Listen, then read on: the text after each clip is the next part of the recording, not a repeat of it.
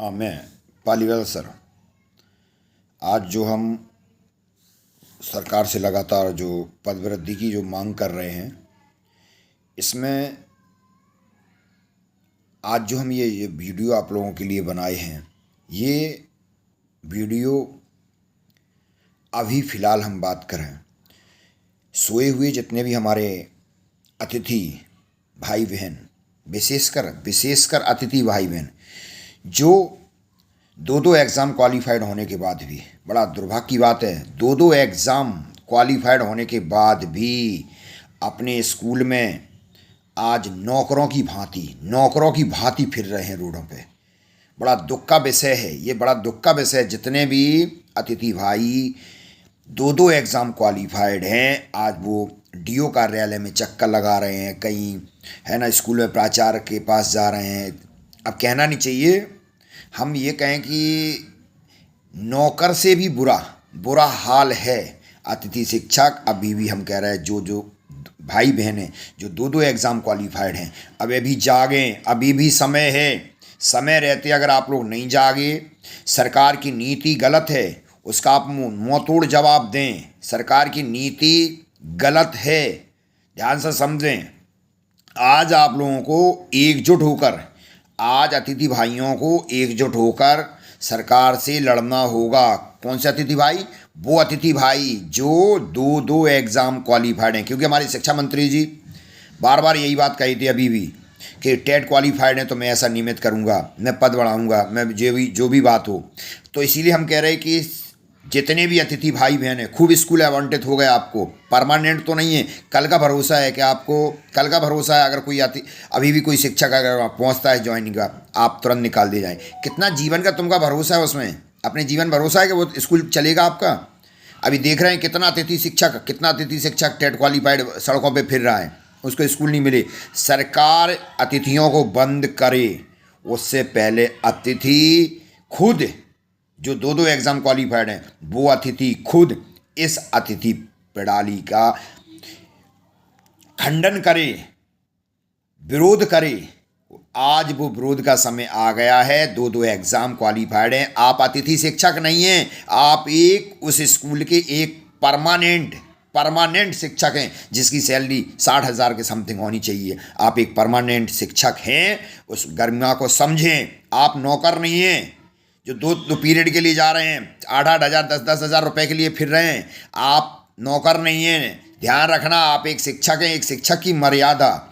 तो मैं ये बार बार कह रहा हूँ, अतिथि शिक्षक जो दो एग्ज़ाम क्वालिफाइड हैं वो जागें। 8 नवंबर भोपाल आंदोलन, महा आंदोलन होगा, ये ध्यान रखना। 8 नवंबर को महा आंदोलन होगा, उसमें बढ़ चढ़ के हिस्सा लें सभी अतिथि भाई। कौन अतिथि? जो दो एग्ज़ाम क्वालिफाइड हैं, वो अतिथि भाई। और इस वीडियो को अधिक से अधिक हर अतिथि भाई पर पहुंचना चाहिए। हर अतिथि भाई कौन सा? जो दो एग्ज़ाम क्वालिफाइड है, जिसका अधिकार है वो अपना अधिकार छीने।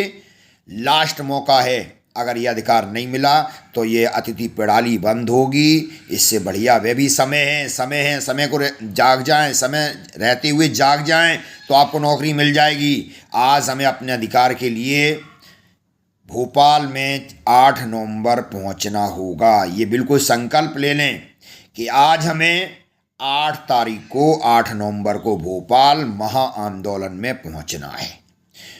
और पदों की संख्या इतनी पर्याप्त। शिक्षा मंत्री जी अभी कल के बयान में खुद बोल रहे हैं कि 74,000 हमने अतिथि शिक्षक नियुक्त किए हैं।